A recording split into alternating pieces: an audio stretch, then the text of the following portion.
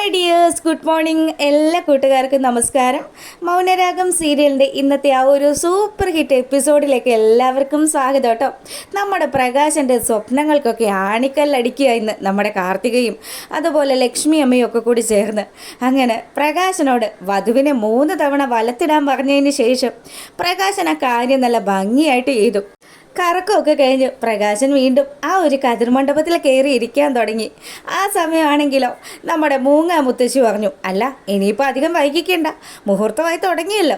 അല്ല മുത്തശ്ശി, ചില ചടങ്ങുകൾ കൂടി ചെയ്തു തീർക്കാനുണ്ട്. അങ്ങനെ നമ്മുടെ ലക്ഷ്മി അമ്മയുടെയും കാർത്തികയുടെയും ഒക്കെ ബന്ധുക്കളാണെന്ന് പറഞ്ഞ് ചെന്നൈയിൽ നിന്ന് വന്ന ആൾക്കാരങ്ങ് വന്നു. അതെ, ഞങ്ങളുടെ ആചാരപ്രകാരം വേറെ ചില ചടങ്ങുകൾ കൂടിയുണ്ട്. വധുവിൻ്റെ കാല് കഴുകണം. വധുവിൻ്റെ കാല് കഴുകാനോ? ഇതെന്തൊരു ചടങ്ങൊക്കെയാണെന്ന് പ്രകാശൻ ഒരു നിമിഷം ഇങ്ങനെ ആലോചിക്കുക. എന്തേലും ആയിക്കോട്ടെ പുല്ല്. കുറച്ച് സമയത്തിന് ശേഷം ആ ഇരിക്കുന്നവളും അവളുടെ സ്വത്തുക്കളും ഒക്കെ എൻ്റെ മാത്രമാകുമല്ലോ. ആ ഒരു സന്തോഷത്തിൽ നമ്മുടെ പ്രകാശൻ ലക്ഷ്മി അമ്മയുടെ കാല് കഴുകി കൊടുക്കുകയാണ്. ആ ചടങ്ങുകൾ കാണുമ്പോഴത്തേക്കിനും നമ്മുടെ കാദംബരിയൊക്കെ ആണെങ്കിൽ ഇങ്ങനെ മനസ്സിലാലോചിക്കുക, കാല് കഴുകിച്ചാൽ മാത്രം പോരായിരുന്നു, ആ വെള്ളം അവനെ കൊണ്ട് കുടിപ്പിക്കുക കൂടി ചെയ്യിക്കണമായിരുന്നു. മനസ്സില്ലാ മനസ്സോടുകൂടി പ്രകാശൻ ലക്ഷ്മി അമ്മയുടെ കാലുകൾ കഴുകി നല്ല രീതിയിൽ തന്നെ ആ ചടങ്ങുകളൊക്കെ പൂർത്തീകരിക്കുക.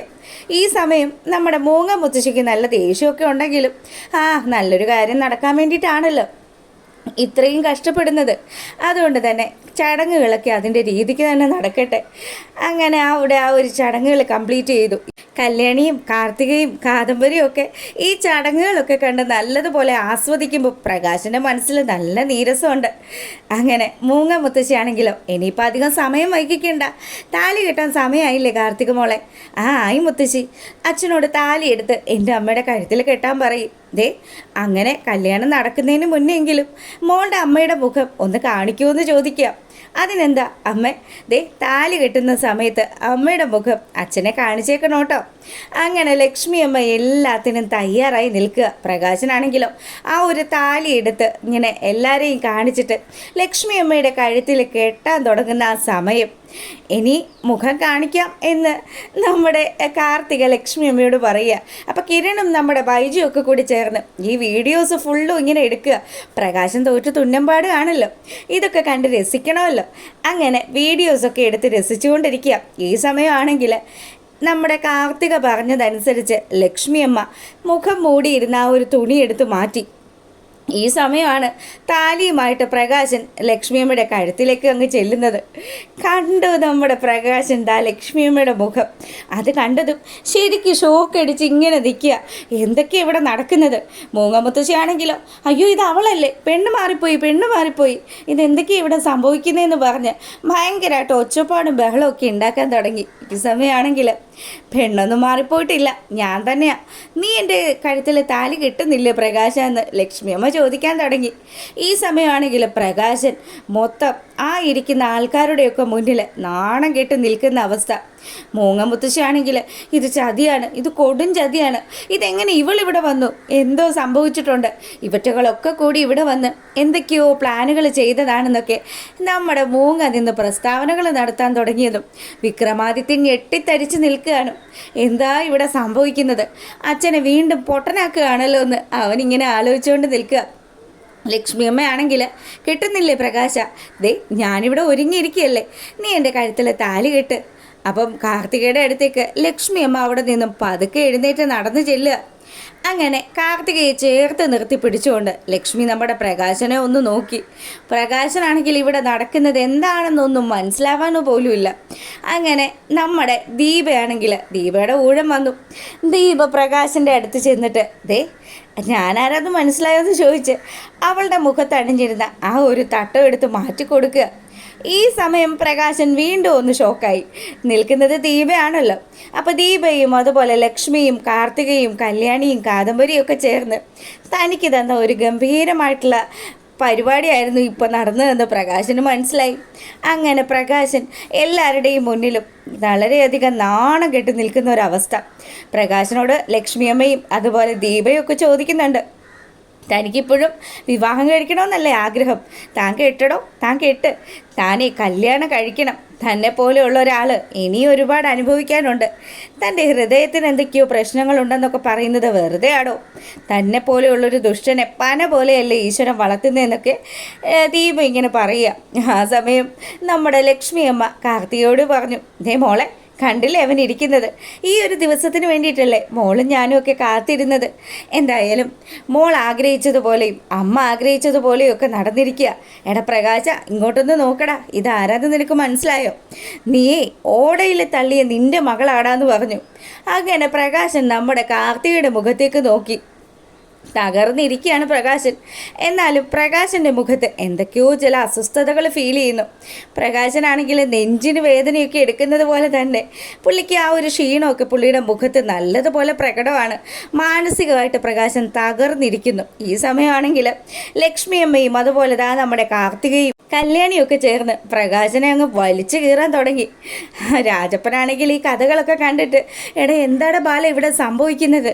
എൻ്റെ രാജപ്പ, നിന്നോട് ഞാൻ പറഞ്ഞില്ലേ വ്യത്യസ്തനാമൊരു ബാർബറാം ബാലനെ സത്യത്തിൽ ആരും തിരിച്ചറിഞ്ഞില്ലെന്ന്? ഇപ്പം നിനക്ക് മനസ്സിലായോ? എടാ അപ്പം നിനക്കിതൊക്കെ നേരത്തെ അറിയായിരുന്നു അല്ലേ? ഞാൻ പറയുന്നത് ആര് വിശ്വസിക്കാനാ? അങ്ങനെ രാജപ്പൻ്റെ 17 ലക്ഷം രൂപ സ്വാഹ. ഇവിടെ ഈ കാര്യങ്ങളൊക്കെ സംഭവിക്കുമ്പം നമ്മുടെ ദീപയാണെങ്കിൽ കണ്ടില്ലേ, ഈ കാർത്തിക മോളെ ഓടയിൽ എറിഞ്ഞതുപോലെ തന്നെ എൻ്റെ കുഞ്ഞിനെ ഇവൻ എൻ്റെ വയറ്റിൽ വെച്ച് തന്നെ കൊല്ലാൻ നോക്കിയതാ. ചെന്നൈയിൽ നിന്ന് ലക്ഷ്മിയമ്മയെ വിവാഹം കഴിച്ച് അവിടുന്ന് ആ കുഞ്ഞിനെയും കളഞ്ഞിട്ട് ഈ ദുഷ്ടൻ നേരെ വന്നത് എൻ്റെ ജീവിതത്തിലേക്കായിരുന്നു. എന്നിട്ട് അവൻ എന്തൊക്കെ പാതകം എന്നോട് ചെയ്തത്. എൻ്റെ കുഞ്ഞിനെ കൊല്ലാൻ വേണ്ടിയിട്ടും അത് വയറ്റിൽ വെച്ച് കൊല്ലാൻ വേണ്ടിയിട്ട് ഇവൻ വിഷം നൽകുകയും ചെയ്തു. നിൽക്കുന്ന ഇവൻ്റെ അമ്മയുണ്ടല്ലോ, അവരാ എൻ്റെ കുഞ്ഞിനെ കൊണ്ടുപോയി ഓടയിൽ കളഞ്ഞത്. അങ്ങനെ എൻ്റെ കുഞ്ഞിനെ ഞാൻ കഷ്ടപ്പെട്ട് വളർത്തിയതാ. ഈ നിൽക്കുന്ന വിക്രം എന്ന് പറയുന്ന മകൻ മാത്രമേ നിങ്ങളുടെ മക്കളിൽ പിഴച്ചു പോയിട്ടുള്ളൂ. എന്തായാലും ഈ നിൽക്കുന്ന 3 പെൺമക്കളും നല്ല അന്തസ്സായിട്ടാണ് ജീവിക്കുന്നത്. ഇതൊക്കെ കേട്ട് മുത്തശ്ശിയാണെങ്കിൽ ഇവരെയൊക്കെ കലക്കി കുടിക്കാനുള്ള ദേഷ്യത്തിൽ നിൽക്കുക. എന്നാലും ഇനി ഒന്നും പറഞ്ഞിട്ട് ഒരു കാര്യമില്ലല്ലോ. സ്വന്തം അച്ഛനെ ഇങ്ങനെ നിർത്തിപ്പൊരിക്കുന്ന കാണുമ്പോൾ നമ്മുടെ വിക്രമാണെങ്കിലോ, മതിയച്ച ഇവരുടെ മുന്നിൽ നമ്മൾ അപമാനിതരായത് മതി, നമുക്ക് വീട്ടിൽ പോവാന്ന് പറഞ്ഞതും നമ്മുടെ കിരൺ അങ്ങ് വന്നു. എന്താടാ, കുറച്ചുകൂടി അവർ പറയട്ടെ, അവർ പറയാനുള്ളത് മുഴുവനും പറഞ്ഞു തീർന്നില്ലല്ലോ. നിന്നെ പോലെയുള്ള ഒരു അസത്തിന് ജന്മം നൽകിയത് അയാൾ ചെയ്ത ഏറ്റവും വലിയ തെറ്റെന്ന് നമ്മുടെ വിക്രത്തിന് മുന്നിൽ കിരണും അതുപോലെ കാർത്തികയും കൂടി സംസാരിക്കാൻ തുടങ്ങി. അല്ല, ഇവിടുന്ന് ഇറങ്ങിയിട്ട് എങ്ങോട്ട് പോകാനാ പ്ലാൻ? എൻ്റെ വീട്ടിലേക്കാണോ? എൻ്റെ വീട്ടിലെങ്ങാനും ഇനി നിങ്ങൾ കയറി കഴിഞ്ഞാലുണ്ടല്ലോ, ഈ കാർത്തിക ആരാണെന്ന് നിങ്ങൾ മനസ്സിലാക്കും. താനും തൻ്റെ മോനും ഒക്കെ കൂടി ചേർന്ന് വളരെ ഗംഭീരമാക്കി ഒരു മണിയറ അലങ്കരിച്ചിട്ടില്ലേ? ആ മണിയറയിൽ ഇന്ന് ഞാനും എൻ്റെ അമ്മയും കൂടെ അവിടെ കിടക്കാൻ പോകുന്നത്. തന്നെ വെള്ള പുതപ്പിച്ച് കിടത്തുന്ന ദിവസമായിന്ന്. അങ്ങനെ പ്രകാശൻ സകല നിയന്ത്രണങ്ങൾ വിട്ട് ആ മണ്ഡപത്തിൽ നിന്ന് ചാടി എഴുന്നേക്കുക. പ്രകാശൻ എഴുന്നേറ്റ് കാലി തുള്ളി കാർത്തികയുടെ മുന്നിലേക്ക് വന്നു. എടി, നീ ഉണ്ടല്ലോ, നീ ഇപ്പം ചെയ്തു കൂട്ടിയത് വലിയൊരു തെറ്റാടി. നിന്നെ ഞാൻ എൻ്റെ സ്വന്തം മകളായിട്ട് കണ്ട് സ്നേഹിച്ചു തുടങ്ങുമായിരുന്നു. പെൺമക്കളെ വെറുക്കുന്നവനാണ് ഈ പ്രകാശൻ. അതെ, ഈ പ്രകാശൻ ഒരു കൊള്ളരുതാത്തവനാണ് എന്നൊക്കെ പറഞ്ഞ് ആ കൂടിയിരിക്കുന്ന ആൾക്കാരുടെ മുന്നിൽ പ്രകാശൻ കലി തുള്ളി താണ്ഡവമാടാൻ തുടങ്ങി. ലക്ഷ്മി അമ്മയാണെങ്കിലോ, നിന്റെ കലിതുള്ളലും താണ്ഡവം കാണിക്കലും ഒക്കെ ഇവിടെ അല്ലടാ വേണ്ടത്. നീ എന്തായാലും ഇപ്പം ഇങ്ങനെ നിന്ന് നരകിക്കുമെന്നുള്ള കാര്യത്തിൽ ഞങ്ങൾക്ക് ഒരു സംശയമില്ല. നീ വളർത്തുന്നുണ്ടല്ലോ പൊന്നുപോലെ ഒരുത്തനെ, അവൻ നിൻ്റെ അന്ത്യകർമ്മങ്ങൾക്ക് പോലും ഫലം ചെയ്യില്ല. കാദംബരിയും കാർത്തികയും കല്യാണിയൊക്കെ കൂടി ചേർന്ന് അവരങ്ങ് അവരുടെ ആ ഒരു ദിവസം അങ്ങ് എൻജോയ് ചെയ്യുക. ഇത്രയും വയ്യായികളൊക്കെ ഉണ്ടായിട്ടും ഞാനിവിടെ വന്നത് എന്തിനാണെന്ന് എനിക്കറിയോ? താൻ ഇങ്ങനെ നിൽക്കുന്ന കാഴ്ച എനിക്ക് കാണണമായിരുന്നു എന്ന് കാദംബരി കൂടി പറഞ്ഞപ്പം പൂർത്തിയായി. പ്രകാശനാണെങ്കിൽ ആ മണ്ഡപത്തിൽ നിന്നും വിരളി പൂണ്ട് ഒരു പോത്തിറങ്ങി പോകുന്നത് പോലെ അവിടെ നിന്ന് ചാടി ഇറങ്ങി പോവുക. മൂങ്ങമുത്തശ്ശിയാണെങ്കിലോ, നീയൊക്കെ നശിച്ചു പോവുകയുള്ളൂ. സ്ഥിരം പല്ലവി തന്നെ. അങ്ങനെ പ്രകാശൻ അവിടെ നിന്നും വെളിയിലിറങ്ങിയതും കിരണും കല്യാണിയും ഒക്കെ കൂടി പ്രകാശൻ്റെ പിന്നാലെ പോയി. സദ്യയൊക്കെ കഴിക്കാൻ നമുക്ക്. എന്തായാലും പ്രകാശൻ എന്ന് പറയുന്ന മാറണി ഇവിടുന്ന് പോയല്ലോ. വണ്ടിയുടെ അടുത്ത് എത്തിയതും പ്രകാശൻ്റെ ചങ്കിനൊരു വേദന അങ്ങ് തുടങ്ങി. അങ്ങനെ നെഞ്ചുവേദന വന്ന് പൊളഞ്ഞു വീഴുക നമ്മുടെ പ്രകാശൻ. എല്ലാവരുടെയും സഹായത്താൽ പ്രകാശനത ആശുപത്രിയിൽ ഒരുവിധം എത്തിച്ചെങ്കിലും രാജപ്പൻ അപ്പോഴാണ് കാര്യങ്ങളുടെ ഏകദേശം ഗതി പിടികിട്ടിയത്. ഇനി ആ പോയവൻ ചത്തുപോയി കഴിഞ്ഞാൽ എൻ്റെ 17 ലക്ഷം രൂപയാണല്ലോ ഭഗവാനെ പോകാൻ പോകുന്നത്. ഇനി ഞാൻ എന്ത് ചെയ്യും? ആ മഹാഭാവിക്ക് ഞാൻ വീണ്ടും വീണ്ടും പണം കൊടുക്കുകയും ചെയ്തു. എല്ലാം ഇതൊക്കെ കണ്ടുകൊണ്ടായിരുന്നല്ലോ.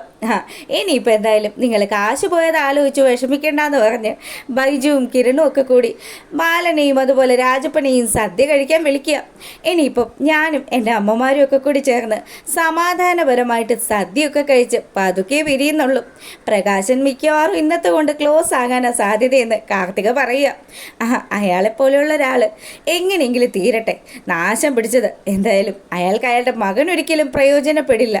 അങ്ങനെ ഇവരിതൊക്കെ സംസാരിച്ചുകൊണ്ട് നിൽക്കുമ്പോഴാണെങ്കിലോ നമ്മുടെ പ്രകാശനെ നേരെ ICUയിലേക്കാണ് കയറ്റുന്നത്. പ്രകാശൻ്റെ നില അത്രയ്ക്ക് ഗൗരവമായിട്ട് വരുന്ന സമയത്ത് നമ്മുടെ വിക്രമാദിത്യൻ മുത്തശ്ശിയുടെ നേരെ പൊട്ടിത്തെറിക്കുക. മുത്തശ്ശി, ആ അകത്തേക്ക് പോയ മനുഷ്യൻ തിരിച്ചു വരണ്ട. അയാൾ അവിടെ കിടന്ന് ചത്തുപോയാൽ മതി. എന്തിനാ വെറുതെ അയാൾ ഇങ്ങോട്ട് വരുന്നത്? അയാളെപ്പോലെ ഇത്രയും മരമണ്ടനായിട്ടുള്ള ഒരു തന്ത എനിക്കുണ്ടെന്ന് പറയുന്നതിൽ എനിക്ക് അത്രയും നാണക്കേടാ. എടാ മോനെ, നീ അങ്ങനെയൊന്നും പറയില്ലേടാ. നിന്നെയല്ലേടാ അവൻ അത്രയും സ്നേഹിച്ചു. എന്ത് സ്നേഹിച്ചു എന്നാ അയാളോട് ഞാൻ അന്നേ പറഞ്ഞതാ. ആ കാർത്തിക വന്നപ്പോൾ അവളുടെ അമ്മയെ കാണിക്കാതിരുന്ന സമയത്തും എന്താണ് ഏതാണെന്നൊക്കെ അന്വേഷിച്ചിട്ട് എടുത്ത് ചാടിയാൽ മതിയെന്ന്. എന്നിട്ട് ആ പൊട്ടൻ എല്ലാം ചെയ്തു വെച്ചു. ഇപ്പോൾ ഉണ്ടല്ലോ അവളുമാരെല്ലാവരും കൂടി ചേർന്ന് സന്തോഷിക്കുമായിരിക്കും. ഇനി എനിക്ക് ഒരേ ഒരു പ്രതീക്ഷ മാത്രമേ ഉള്ളൂ. ആ കമ്പനിയിൽ ഞാൻ കാരണം നല്ലൊരു പ്രോഫിറ്റ് ഉണ്ടായിട്ടുണ്ട്. ആ പ്രോഫിറ്റിൽ നിന്നും എന്തെങ്കിലും എനിക്ക് കിട്ടിക്കഴിഞ്ഞാൽ മാത്രമേ ഇനി പിടിച്ചു നിൽക്കാൻ പറ്റുള്ളൂ. എടാ മോനെ, അതിനവർ തന്നില്ലെങ്കിൽ എന്ത് ചെയ്യൂടാ? തന്നില്ലെങ്കിൽ ഉണ്ടല്ലോ ആ കല്യാണിയെയും ആ കിരണിനെയും ആ കാർത്തികയെയും അവളുടെ അമ്മയും ഒക്കെ ഞാൻ വലിച്ചിട്ട് കുത്തിക്കൊല്ലും. എടാ അങ്ങനെയൊന്നും പറയില്ലേടാ. എന്താ മുത്തശ്ശി പറയേണ്ടത്? എടാ നീ എന്നെ മുത്തശ്ശിയെന്നൊന്നും വിളിക്കണ്ടടാ. നീ എന്നെ അമ്മുമ്മയെന്ന് വിളിച്ചാൽ മതി. അമ്മുമ്മ, എനിക്ക് ദേഷ്യം വന്നിട്ട് ഒരു രക്ഷയില്ല. ഇതുപോലെയുള്ള മണ്ടത്തരങ്ങളൊക്കെ ചെയ്ത് കൂട്ടിയിട്ട് അയാൾ അകത്ത് പോയി കിടക്കുകയാണ്. എടാ മോനെ, എത്രയൊക്കെ പറഞ്ഞാലും അവൻ നിൻ്റെ അച്ഛനല്ലേടാ. അവന് നീ അങ്ങനെയൊന്നും പറയല്ലേടാ എന്നൊക്കെ പറഞ്ഞ് മൂങ്ങ മുത്തശ്ശി നമ്മുടെ വിക്രത്തിനെ സമാധാനിപ്പിക്കുന്നൊക്കെ ഉണ്ടെങ്കിലും വിക്രമാദിത്യനാണെങ്കിൽ അതെ, ഞാൻ മര്യാദ രീതിക്ക് അവളോട് പോയി ചോദിക്കും എനിക്ക് തരാനുള്ള 6 കോടിയെക്കുറിച്ച്. ആ കമ്പനിക്ക് ഞാൻ കാരണം 12 കോടിയാണ് നേട്ടം ഉണ്ടായിരിക്കുന്നത്. അവൾ ആ പൈസ തന്ന അവക്ക് കൊള്ളാം. ഇല്ലെങ്കിലുണ്ടല്ലോ അവളെയും അവളുടെ അമ്മയും ഒക്കെ പച്ചയ്ക്ക് കത്തിക്കും ഞാൻ. വിക്രത്തിൻ്റെ വർത്തമാനമൊക്കെ കേട്ട് കഴിയുമ്പോൾ നമ്മുടെ മൂങ്ങാൻ മുത്തശ്ശിക്ക് നല്ല ഭയമുണ്ട്. എന്തായാലും ഇവൻ നമ്മൾ വളർത്തിക്കൊണ്ടുവന്ന മകനായിട്ടല്ല ഇപ്പോൾ നിൽക്കുന്നത്. ഇവനിൽ എവിടെയൊക്കെയോ എന്തൊക്കെയോ ഒരു പ്രശ്നങ്ങൾ മൂങ്ങയ്ക്കും ഫീൽ ചെയ്തു.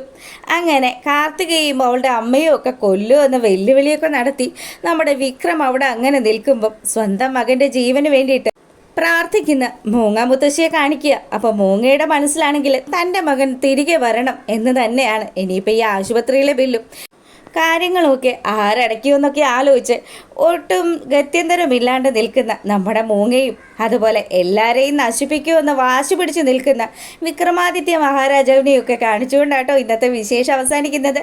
എന്തായാലും നല്ലൊരു എപ്പിസോഡായിരുന്നു. അപ്പോൾ നിങ്ങൾക്ക് ഇഷ്ടമായിട്ടുണ്ടെങ്കിൽ എപ്പോഴും പറയാറുള്ളത് പോലെ ലൈക്ക് ചെയ്യാൻ മറക്കരുത്.